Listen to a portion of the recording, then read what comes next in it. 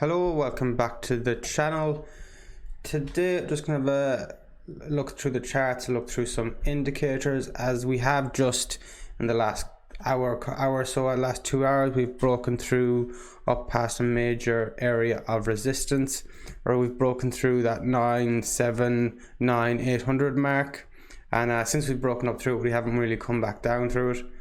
So and as long as we do close this candle above that 9,800 mark, there really is nothing stopping us. There's not much stopping us from heading up to the mid 10,500, those mid 10,000s.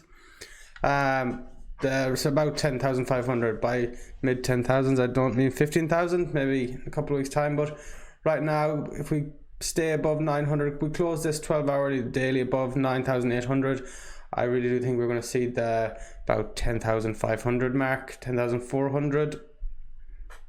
Even if we look at, there could be more bigger moves to come. We can see the volume is sort of still declining. You see it better on the daily.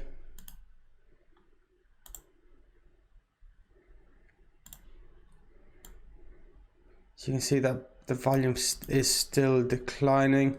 And also if we look at it's better seen on, if you look at the historical volatility on the 12-hour, you can see we haven't fully broken back up. We have broken it, but with this much of a consolidation period, we still would be expecting more to come. The historical volatility doesn't indicate direction whatsoever. Right now the trend is up, the trend keeps going up, but the historical volatility would say that there is maybe more big moves to come in the medium term, maybe short term to medium term. But this doesn't indicate direction whatsoever. It's just statistically the size of the move that is coming, and that could tie into halving. I do think we're going to hit that the 10,500 mark around there before halving, but halving is only in a couple of days. The golden cross, so here we do have the golden cross on the 12-hour. The golden cross has not yet been confirmed on the daily, but if we stay at this price, or even as long as we stay above 9,000, we are going to get that golden cross on the daily. You can see there we haven't the golden cross. I need that for the golden cross in the daily. I need that green line across that red EMA.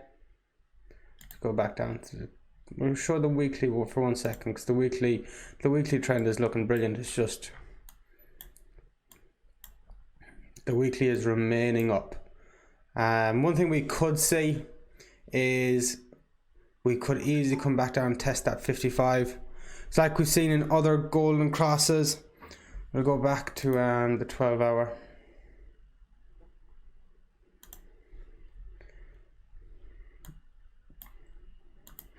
And we'll just go back and look for the last golden cross. So even here, the last golden cross, we got it on the 19th of January, around then. And we did come back down and touch the 55. 55 currently is about 8,100, about 8,000, something like that. About 8,8080. The longer we do remain, the longer the price doesn't remain around where it is now, or higher, that 55 is gonna come up higher. So if we do come down and touch it, it will be a higher price then. As long as we do stay, the price does stay up where it's currently at now, or even goes higher. We go back and find another golden cross. But here we have another golden cross on the 12-hour. It was around start of April 2019. We came up and then we came back down a little bit and test the 55 before rocketing up again, and then again come back down. We did go up with the price range. So once we got the golden cross, we went up a bit, came back down and tested the 55, and then we got a move of 70%. That's insane moves. Then we come back down, test the 55 again, and we get another bump up of 60% again.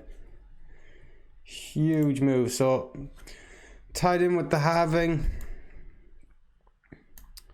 the trend is up. I do think we're going to come test down a bit. Just we're past golden crosses, what they've done. It's not a guarantee, you're just going statistically off that. But everything seems very bullish long term. You're always going to get some drawbacks short term, but as long as you're not over leveraged, that shouldn't be a problem for you.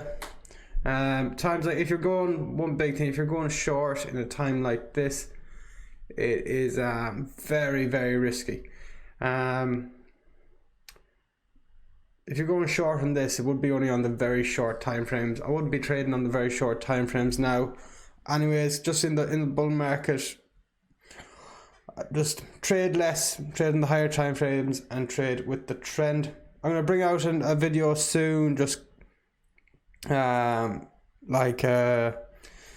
just going through a few little trading tips, like nearly like a trading checklist, things to tick off in your head, or have it on paper, tick off before you go into a trade. Have I done this, am I, something like that.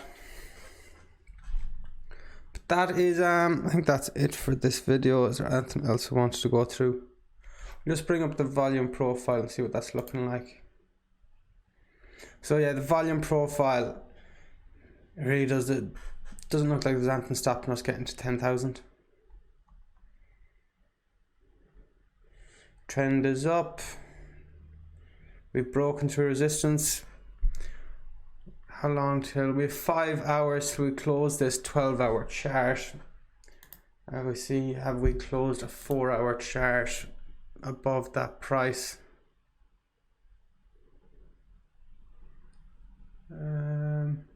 We haven't closed the 4-hour yet, so we have an hour and 10 minutes of the current candle.